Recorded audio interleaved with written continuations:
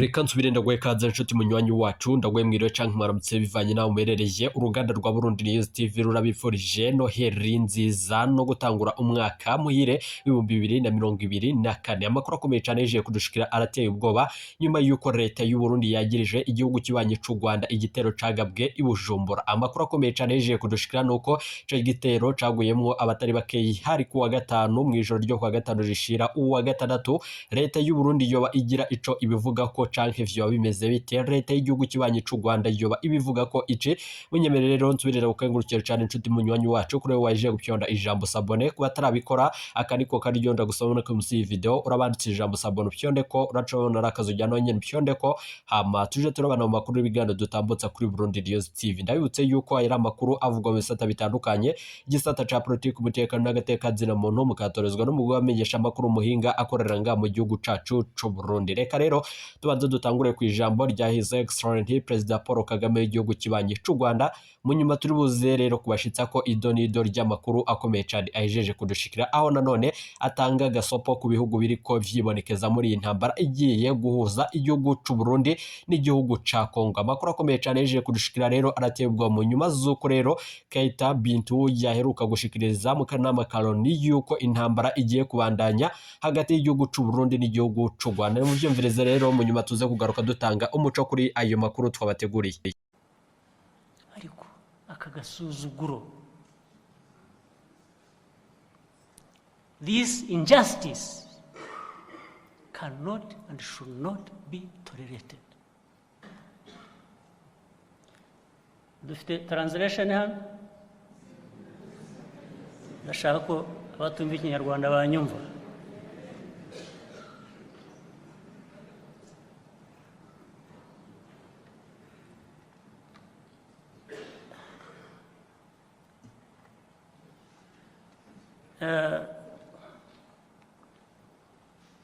Burundi niko bibaye, bavuga ko ari ubutabera kandi butagira umurongo. Ahari icyaha ntabwo ariho bajyana ubutabera.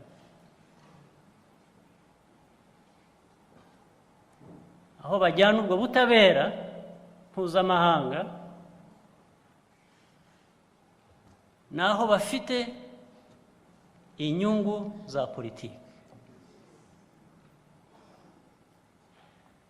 Reka mpere kubaturanyi hano ruhande kuko nicyo kiriho ubu ngubu kivugwa, ndagaruka no kubinda.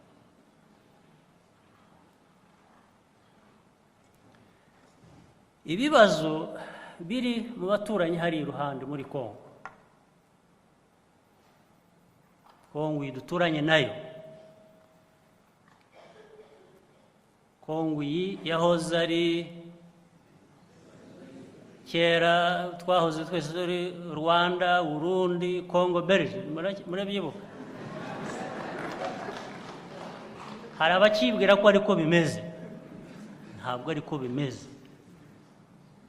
Uru Rwanda ntabwo rukiri muri Rwanda, Burundi, Kongo, Belgium, zero.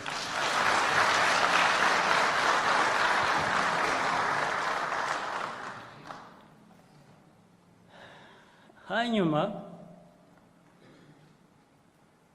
ibibazo biri hariya muri Kongo ababiteye barabizi. Ibibazo by'imyaka y'ikinyejana kindi tuvuyemo na mbere yaho, barangiza bakajya kubaza u Rwanda impamvu hari abarwandofone muri Kongo. Babisubiza ari bo babajyanye bari bo babisubiza.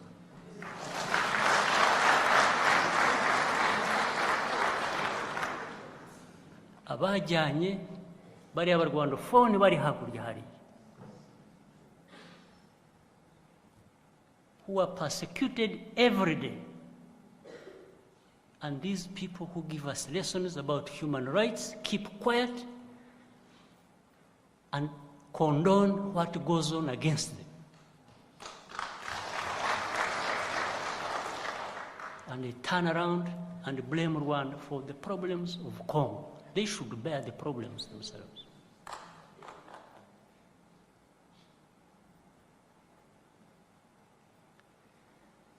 the law of the jungle. You know, in English, you break it, you own it. Ariko bo bakoresha itegeko rivuga ngo I will break it and make you own it. We are not going to own it.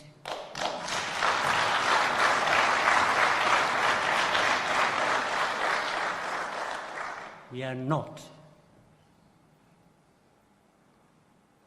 Even with these threats every day, threats of aid, threats of whatever list you have, you are just dead wrong.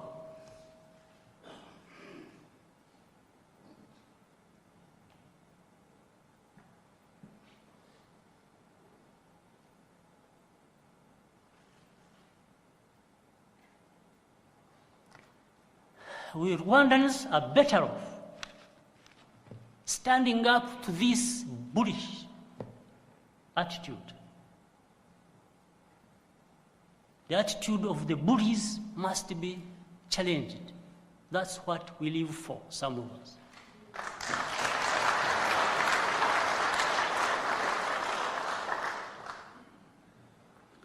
We are better off that way. If you don't, you are terribly worse off.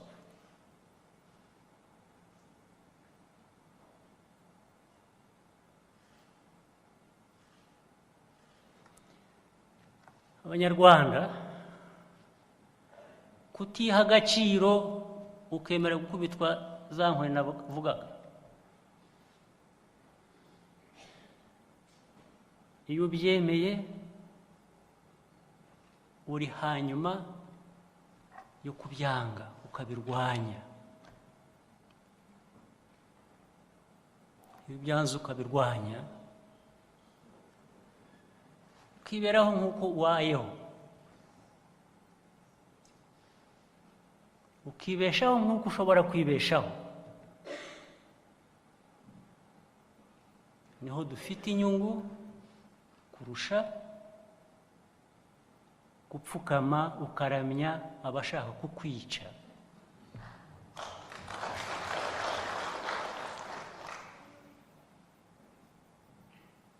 Kuko iyo nkurikiye ibibazo buriho mureba u Rwanda rumazemo iminsi, ushakisha the real justification for it, you will help me. I can't find it. I hope some of you can find justification for it and let us know so that we get out of this. Nibwo Abanyarwanda mwibaze mureba ngo ariko ibingibi isi yose ijya ikavuga u Rwanda, ikirwa iravuga ibibazo bya Kongo ariko ikirirwa uvuga u Rwanda. Ejo bundi ku maradiyo ngo urabizi buriya nyamara Kagame avuze, perezida w'u Rwanda avuze ngo twamaganye iriya group yo muri Kongo, has a funny name, I don't know. Ngo ibintu twarekura twakoroshya tukabaha. Really? Now, niba ari Kagame bashaka kubwira ngo vuga utya, amagana uyu, hanyuma tuhe u Rwanda ibyo rukwiye, ningeraho kubikora zabanza namagane abateye iriya group kubaho.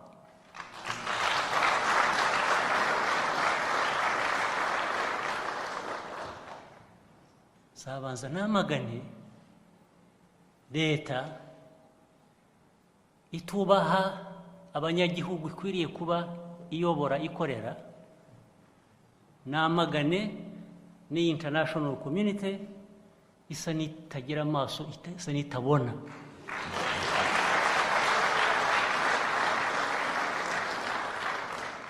Hanyuma mbone kugera kuri abo bandi baba M23, baba leta ya Congo, baba international community, bose kuri ye, they are ideologically bankrupt.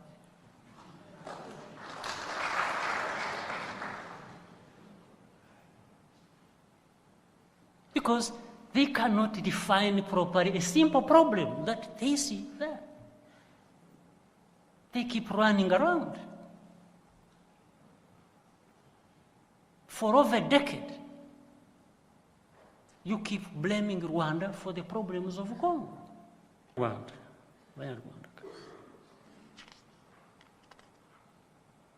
You should not accept to be victims. Ntimukishyire mu mwanya nk'aho muri ahantu abantu bakwiye guhora babagirira imbabazi baba mwivaneyo.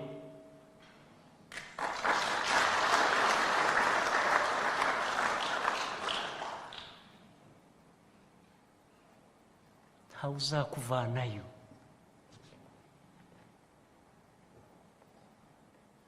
Ariko hari ubwo umuntu aba get confused.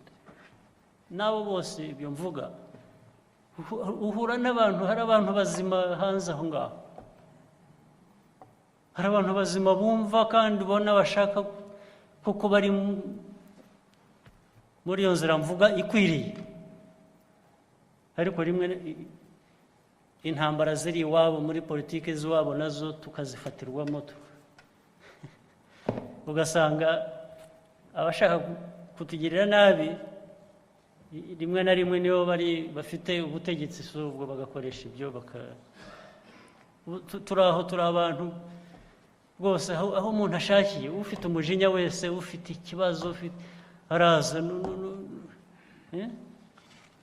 n'ufite frustration zindi zitanatureba, umujinya araza akawudukubita hejuru. N'uwaraye atandukanye n'umugore we cyangwa n'umugabo we, agahinda afite atari akakazana ku Rwanda agakubita.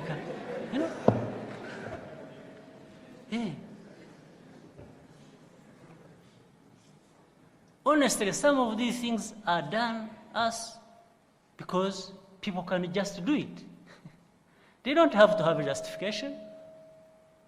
No. First of all, they are the law unto themselves. Nibo amategeko kuri bo amategeko. Icyo bavuze nicyo cyubahirizwa, icyo bashaka nicyo kigomba gukora, n'amategeko bakayumvisha ko ruko n'inzego zindi zibishinzwe, even internationally, zikumva ko uwo murongo ariwo bakwiye gufata. So niho wa murongo wa politike n'ubutabera internationally bivanga, politike akaba ariyo biyobora. Nta mategeko yubahirizwa. Wese waba utubahiriza amategeko ugashaka ko abandi bayubahiriza gute? Bakurikije iki? Wowe ukurikiza iki? Ahubwo urebe nibi mureba navugaga bya aid by'imfashanyo, ubundi uko bikorwa abantu babyumvikanyeho bigira n'amategeko. Bavuga amategeko ni byinshi, sinyibuka amwe, bakubwira ibintu byinshi, bakubwira hari amazina y'imijyi bagiye bakoreramo aya masezerano. Hari Busani, hari Kotonu, hari Abuja Treaty, hari Lagos, what else? We are not short of places where and short of agreements where these things, but if you ever were deceived that the other party respects you or respects the agreement, you are in the wrong place. They have not even a courtesy to tell you You just hear it on radio or you read it in newspapers. No courtesy, nothing, because they owe you nothing. Maybe that's right. They really don't know owe us anything, after all, do they? But why would you deceive people and say we have an agreement? This is how we are going to conduct business. Only that every day, the other party disowns the agreement as and when they want. They don't even have to have a good reason. They don't. Ubundi nta nicyo banakugomba. Iba ari nako byumvikanaga n'ubundi kuri jewe nabyemera bavuze ngo ariko twumvikane nta nicyo tubagomba. Jewe I endorse it 100% kuko ntacyo batugomba. Ni neza gusa bitwa ngo baratugirira ariko bayigira iyo bashatse cyangwa se iyo wirurwa ntabwo namenya n'ibyo bashaka ko umuntu akora kugira ngo ntabwo simbyumva. Hari nubwo uvuga uti ariko bimwe bajya bavuga ngo bakurikira intere zabo, hakaba n'ubu ariko intere nahagaze mu nzira nabujije guhita yabo ni iyi nayo ntuyibone, ukibaza utari intere nagiye mu nzira yayo nkayibuza guhitamo ni iyi nayo ukayishaka ukayibura.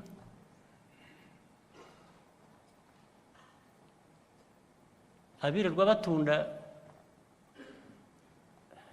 umutungo wa Kongo bawujyana iwabo, hari uwo mwari mwumva twafatiye ku road block?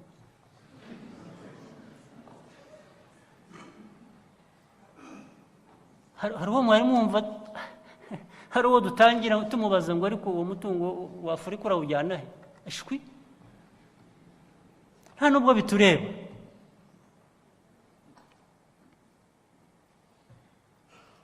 Ariko nabyo ejo bazahindukira bavuga ngo ariko umutungo wa Kongo abanyarwanda niwo ubakijije.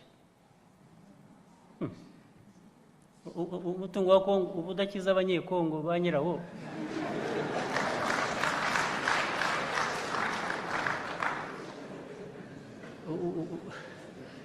Twebwe ugiye kudukiza ute?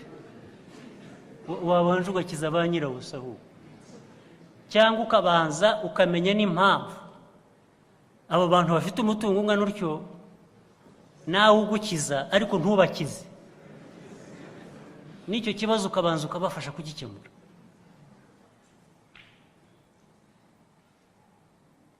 Babanje bakabafasha no kugira ngo uwo mutungo ubanze. Erega nabo banyekongo ugasanga nabo baririmbye iyo ndirimbo, baravuga indirimbo y'uko u Rwanda rukize kubera umutungo wabo. Wowe subuzwa n'iki? Wowe nyiri umutungo ubuzwa n'iki kugira ngo ugukize?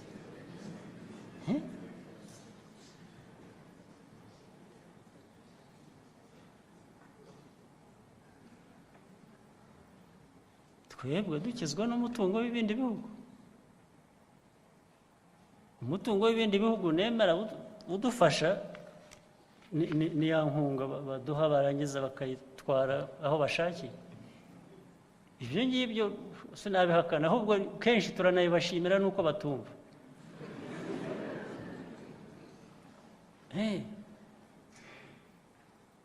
Erega twe ubundi turi abantu bagira ikinyabupfura, ntabwo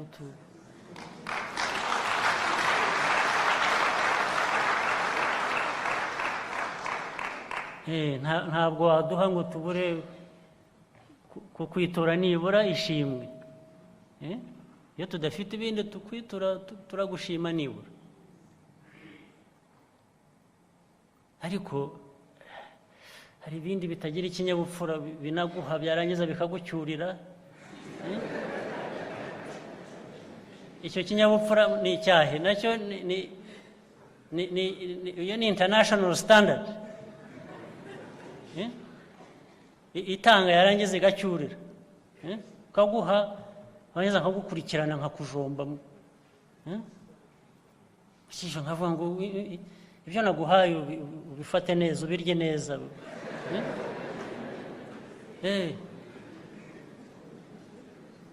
nkagukurikira no mu gikoni nkajya kureba uko wabitetse wose ni umuco we nta muco abantu na society bagira umuco ubundi haba umuco ariko iyo birimo agasuzuguro iyo birimo umwirato iyo birimo kumva ko ariko se wagira ingufu ntugire ubundi people who have power ntiwashobora kwemera nibi yavuze yuko ngo ibi bya mitaritiki ibintu twe mu mugambwe mu muhari wacu twamye turwanya ngo yuko ngo twarabikoresheje byo kuvuga ko abatutsi ngo bari ngo baje bava sinzi aho yavuze sinzi ko ari muri bimwe bakunda kuvuga ngo za Ethiopia n'ibiki ibyo twebwe ntabyo twigeze tuvuga kandi noneho uri muri deba ikibazo cha ampiri himatutsi si mu makizanye icyo si twebwe ambe mfata ikifunga kirazira gufata ewe ndagusabye ureke gufata kivunga uvuga ngo ni mwe uga ibintu niyumviye simvuga ibintu mbesha parole basendede yanyu nyavuga ampiri himatutsi yari po twebwe barahora abantu babica uno munsi nta twebwe muri sereze uragira uraraba amajambo navuze yose sinigeze mvuga ibya vire hima jewe wagomba nta nibyo nigeze nemera hari abo twabiharira kubera ampiri himatutsi cyatanguye muri mwishamba muri Kongo nimwe mwakizanye n'abaporte-parole banyico bakoresha jewe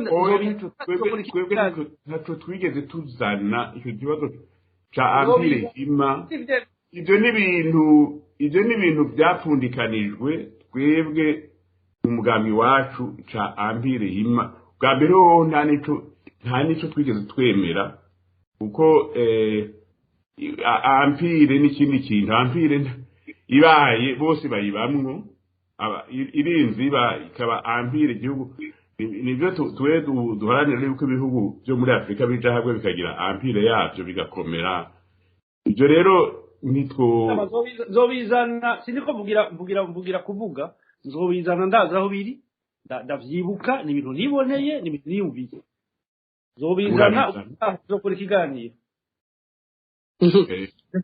reka kumbure tuzobihe ubundi mwanya tubihe ikiganiro nkuko ubivuze kuko mu kibazo abanyafrika bagenda bana kutamenya kahise canke kutamenya ukuri na cyane ko usanga hari ibintu byagiye biraba abantu ntibabiheze ngo bifate kumwe reka mpe ijambo muganga Olivier wowe usanzwe ukurikiranira hafi ingorane za Afrika ikibazo kiri hagati ya Congo na M23 baharanira uburenganzira bwabo urakibona mbega gishobora gukwega iyihe ngaruka mbi mu karere canke muri Afrika muri rusangi ishobora gutera iyihe ntamba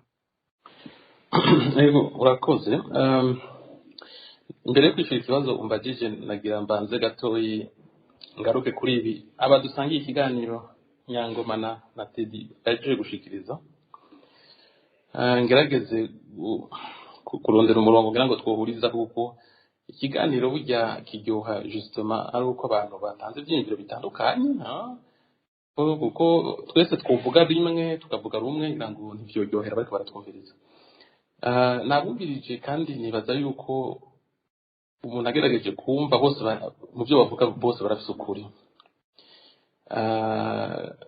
mugabo jewe ngira ngo nshikirize umurongo ubungeze ko ngenderako nuwo gushira hamwe abantu no gushira hamwe abarundi sinovuga yuko umuntu ari gushira hamwe abarundi ari gushira hamwe abanyafrika bose à n'importe quel prix umuntu aravye ivyo baba bakoze ibyo aribyo byose oya hariho ibintu umuntu aba yagirizwa cyangwa yarakoze birengeye ibyo umuntu ashobora gutahura bijanye biciye ku by'amategeko ibyaha by'ihonyabwoko nk'uko Teddy yabivuze eka n'ibindi bene abo bantu